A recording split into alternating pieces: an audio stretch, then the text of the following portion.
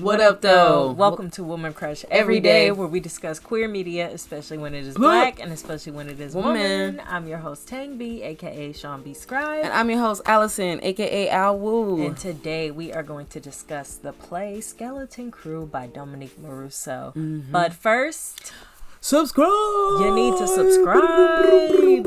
Hit that button, hit those notifications, so when we drop these videos about this queer media, you get the notification. You can just stop what you're doing, and indulge. There you go. And plus, you don't quite know when we're going to drop the video because we've been doing some projects and we actually got done with the festival, which is why we're dropping a video so late. Yeah.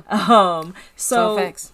Obsidian Theater Festival just happened this weekend. It wrapped up on Sunday. It was a 4-day theater festival featuring black playwrights, some of them queer like me, also musicals. There were music performances, dances, poetry, all of that. It's also going to be virtual. So if you missed it live, you don't live in Detroit, you were busy, you didn't know because you weren't watching, because you didn't subscribe, you didn't know because we didn't tell you because you didn't subscribe. So it's going to be virtual. Tune in July 7th.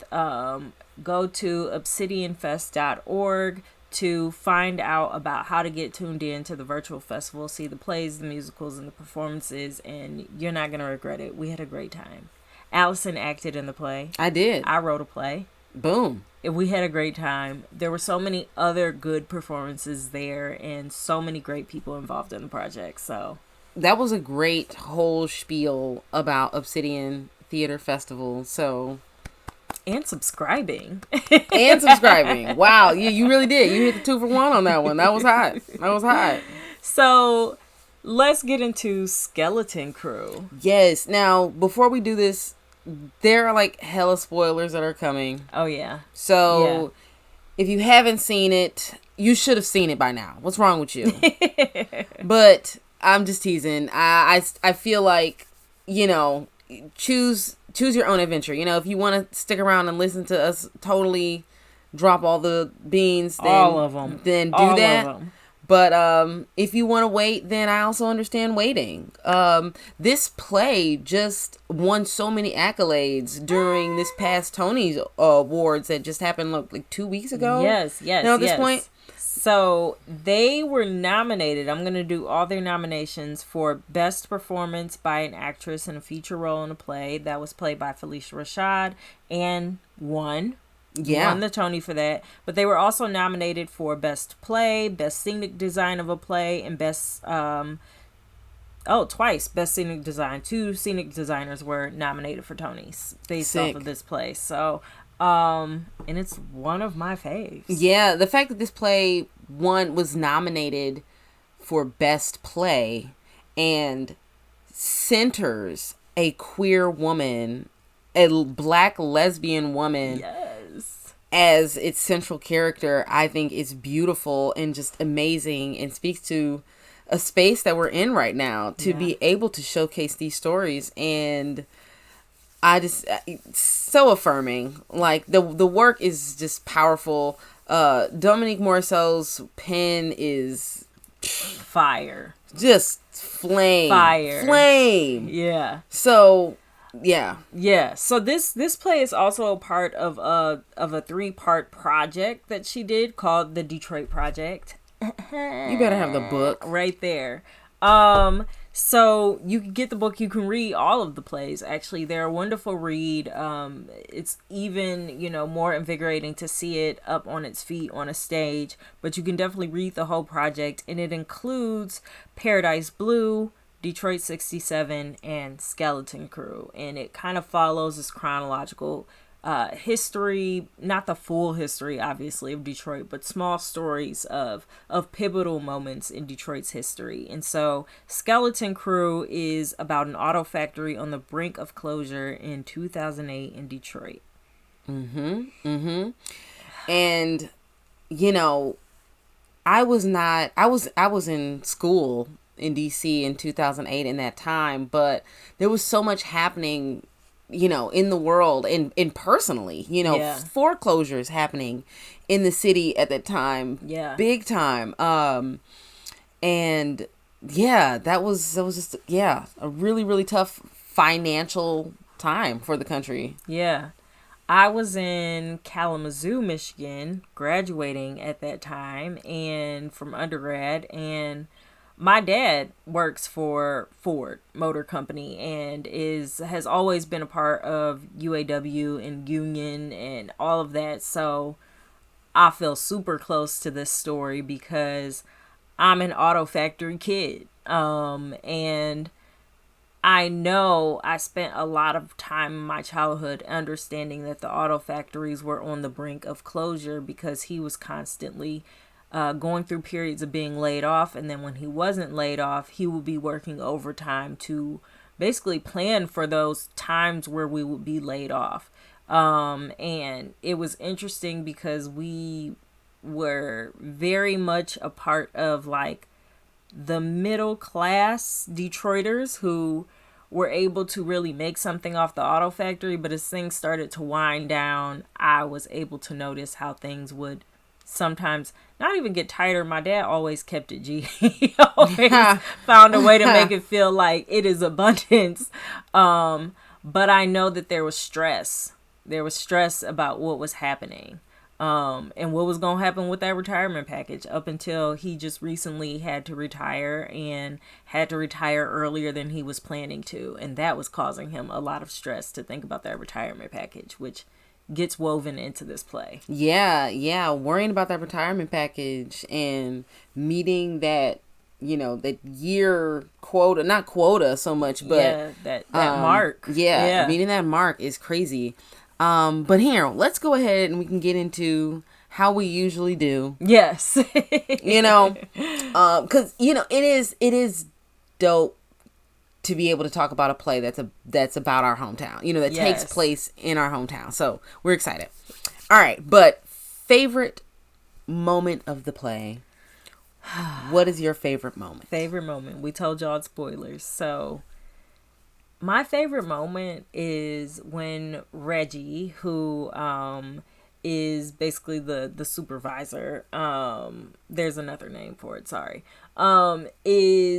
tells Faye, who is the queer black woman who is at the center of this and also the union rep, who's worried about retiring, being forced to retire early, who is without a home, who is basically living at work and out of her car. Reggie finds this all out and says he's going to take him home with her. And not in any kind of like weird way, but in a like, I'm your son. Even though I'm not biologically your son, my mother cared for you and you are my mother in that way, and I'm not going to have you just out here.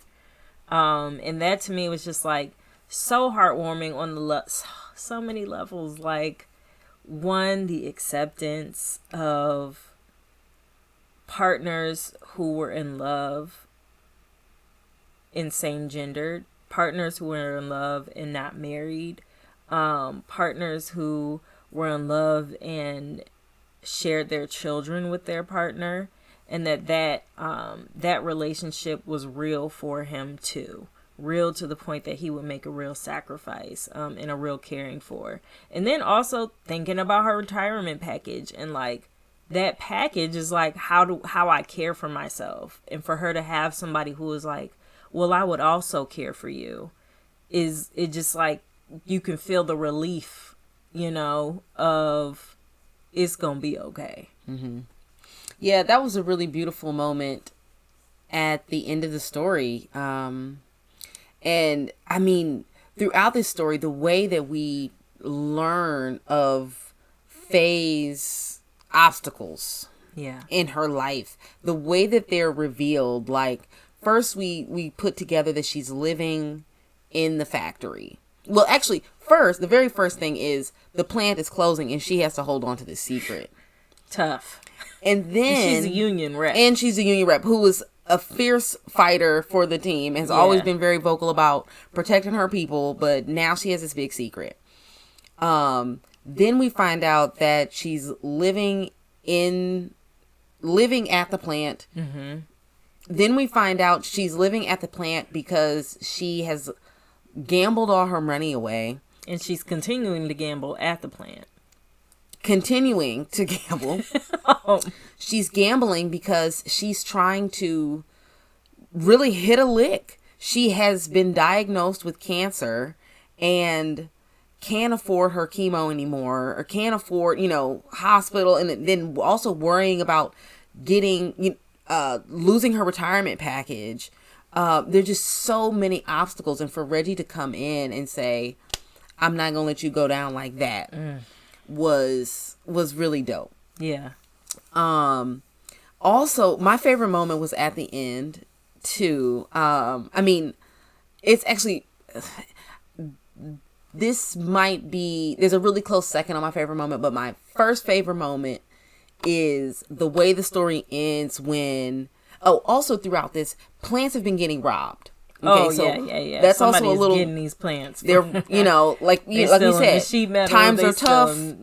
All of that. People are robbing these plants for metal. So, long story short, Faye ends up hitting the plant, and I guess they do something with it. They use what they need to do in order to probably get her deal, sell it off. Probably get Dez taken care of, like all these things. And I just thought that was really cute how they ripped the plant off and still got her.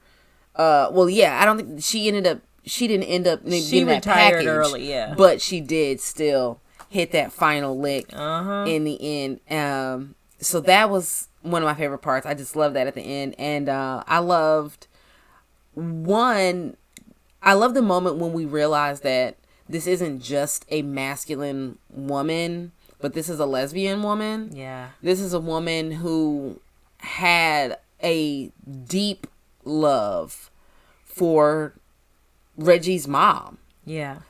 So while Faye is working at the plant, Reggie is the plant supervisor and grew up with Faye, you know, and getting to, I don't know, just seeing that on stage for the first time was just like, oh my gosh, this is a lesbian. Yeah. Nice. A lesbian in a real, for me, a real setting. In a real way. Yeah. Totally. I think that absolutely added to the whole experience. So yeah, just kind of that was my favorite moment too. Yeah. Yeah. Okay. Well, I have a feeling we know who the woman crush is. Woman crush is Faye. Faye, all the way. Woman crush is Faye. Yeah. You know what? And I have to give a special shout out, because definitely Faye as the character, and definitely Felicia Rashad as Faye. But I have to give a special shout out to Ella Joyce as Faye.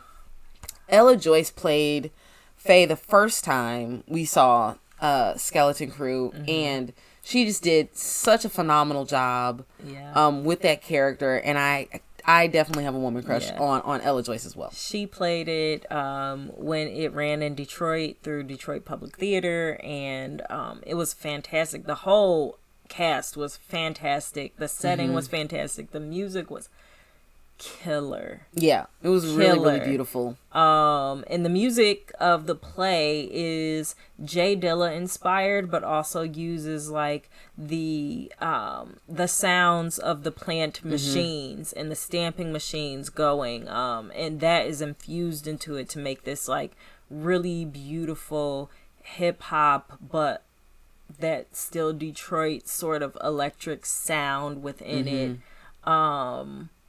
Backdrop to go along with the story. So that was dope. Yeah. Okay, yes, Faye is the woman crush. I think Faye is the woman crush, not just because she's the central lesbian of the story. I mean, that's a given. But I love the way she cares for her people to the point that it becomes complicated. And I feel like that's a real love. That's a real love, when it's oh, how do I actually care for all of these people that I love? How do I find the nuance and actually get tangled in it and have to figure out how I'm going to love everyone the way that they need to, get everybody to the point that they need to be, almost to the point of ignoring my own needs. Faye is a trooper through and through. Yeah. Even in her flaws, Mm-hmm. Totally. So we fangirl. We stand for Faye. Yeah. There we go. All right. What can stay? What can go? I mean, honestly, this play is definitely top tier for me in terms of just where I would rank. I don't know what could go, what should go. I mean, like, as far as in the story of life here. Oh, I know, and I'm just answering how I'm answering. Okay. Yeah, it's really, it's hard to think about there's nothing that should go in the play itself. I mean, the production of the play. I guess thinking about inside the play, this play makes you think about capitalism and challenges that, and this hierarchical thinking, and how worth and value is determined from how people are ostracized from their labor, and the levels of their work. It's just fucked up. Yeah. I think that can go.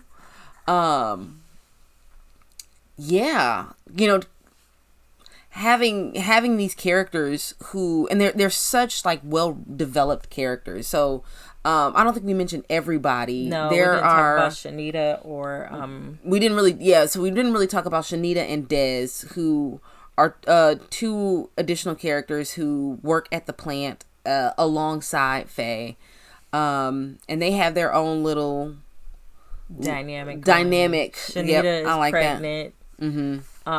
And having visions of having her baby on the plant floor. And Des is trying to make his own shop.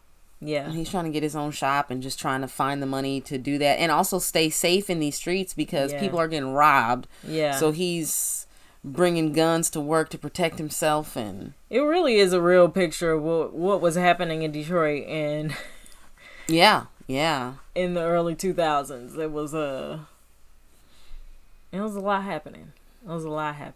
Ooh, that recession. Yeah. Hurt.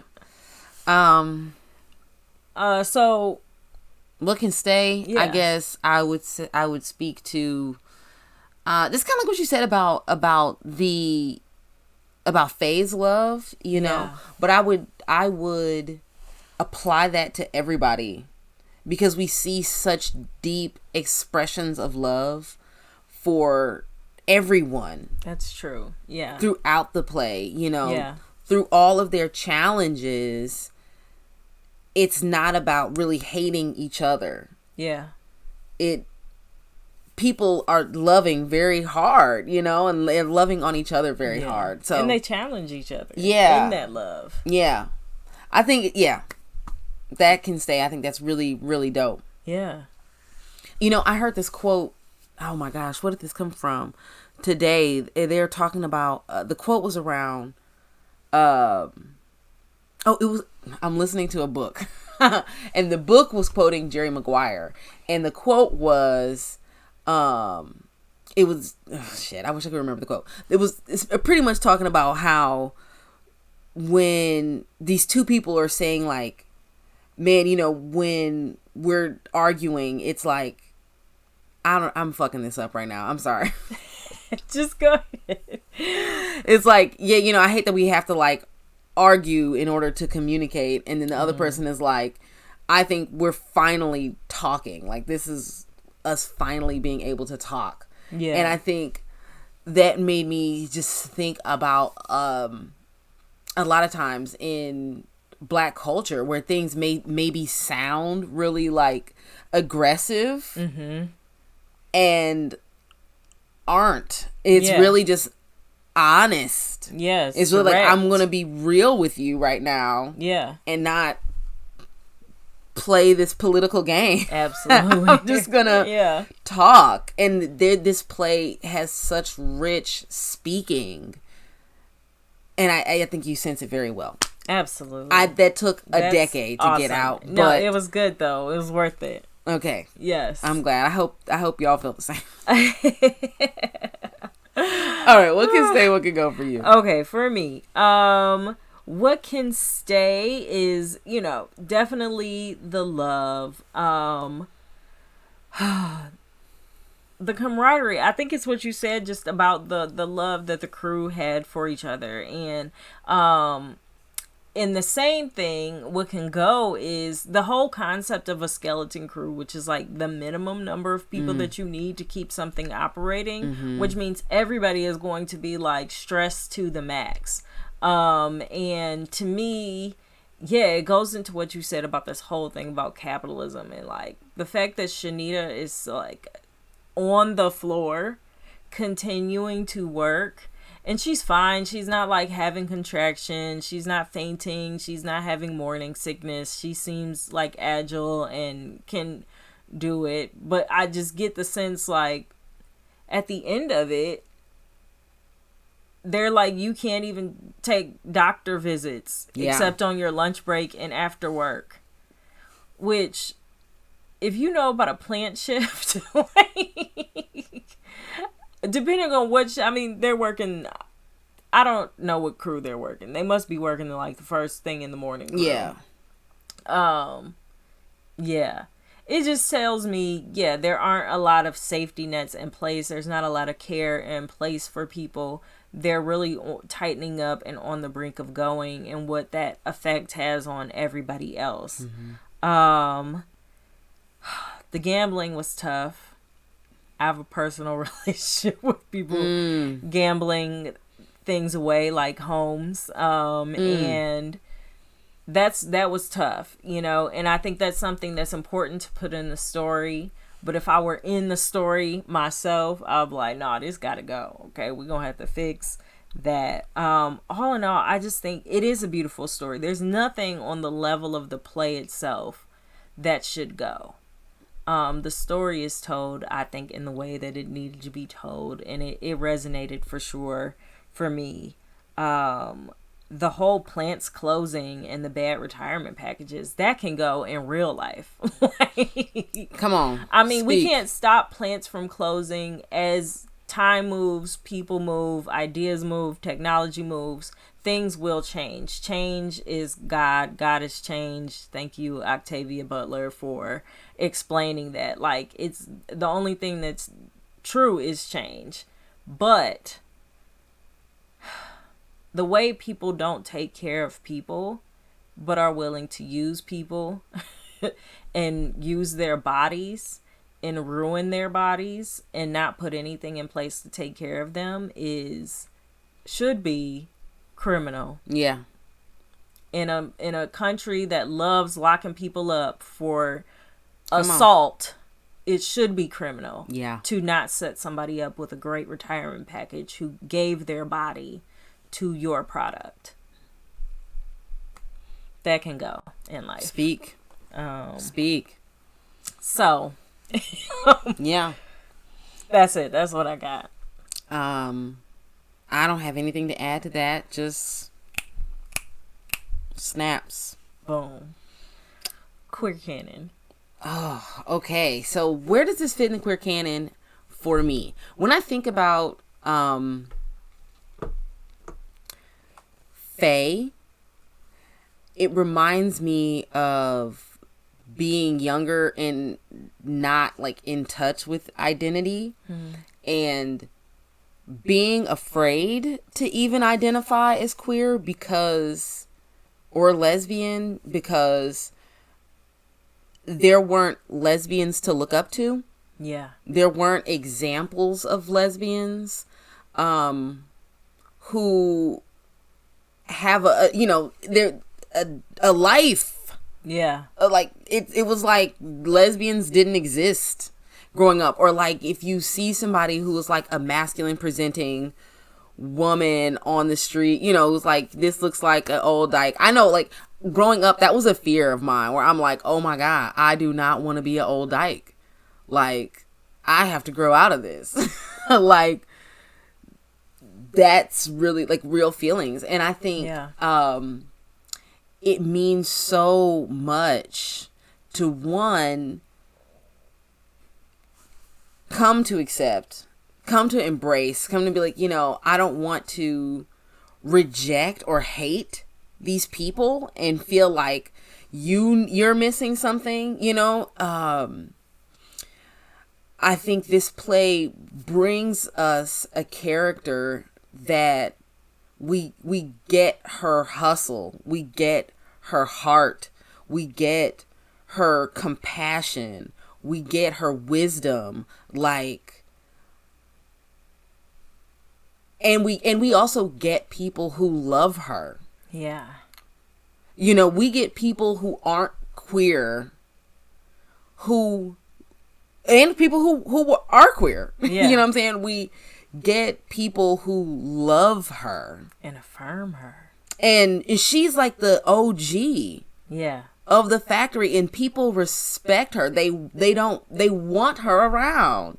And I think that's where this fits in, just like, yes, create these characters, have these possibility models. Now, Faye got issues, but I mean, everybody has fucking issues. Does. You know what I mean? And you need possibility models that are real in that way. Yeah, like, we still get so much in this character, and I love Faye, and I think she's just a lovable person, and I love that she exists in the canon now for actors to be.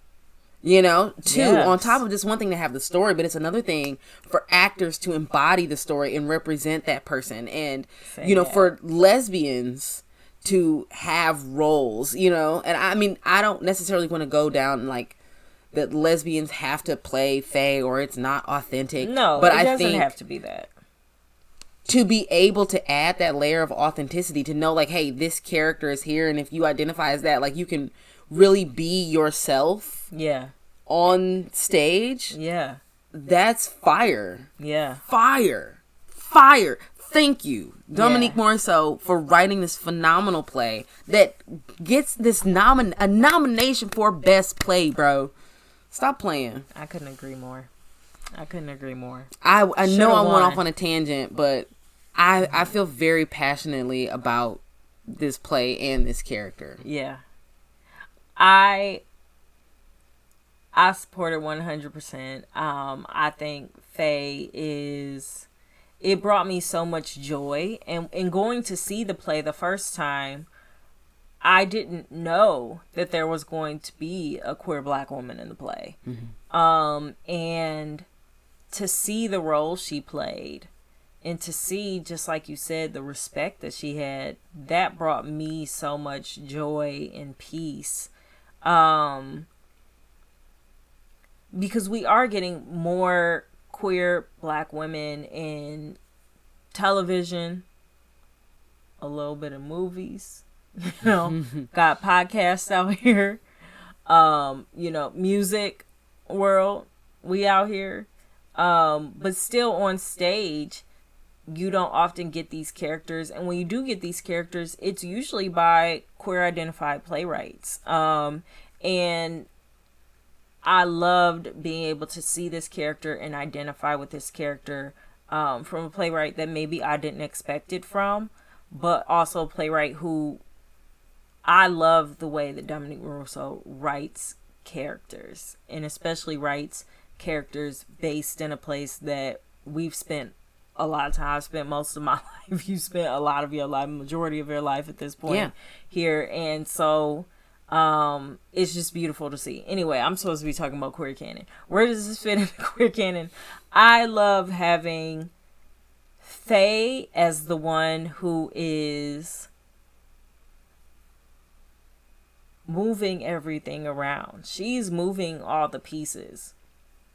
There are people who are deciding that the plant is closing, but she is really kind of like the god of the piece. Like, taking care of everyone, knowing what these relationships mean, knowing what different people need and want and how they need to be set up. Like, in a way, she's just really preparing herself to have peace, to not be there. And I think that is so dope. I think it's dope that this play is both about the love of her relationship for Reggie's mother, but it's also about how she cares for her people, and it's also about the injustice that happens in the auto industry and in these towns that are supported by the auto industry and kind of lean on it for most of the economic security. And I think it's a really important story to tell. Yeah, I think it's a great addition to the queer canon. I'm so glad it's there. Absolutely. Absolutely. You know, I feel like this show is going to get some good runtime. Now with all this buzz around it. It'll probably show up in your town. Somebody will be putting it on a stage. And y'all better do it right. Do it right. I'm coming to the Yo Theater to raise hell. Y'all better not do this wrong. But yeah, that's our review of Skeleton Crew. We hope you enjoyed. And like we said before, subscribe, stop playing with us. Boom. Whoop-de-whoop. You know where to catch us, Woman Crush, every day. Yes. Until next time, y'all. Peace.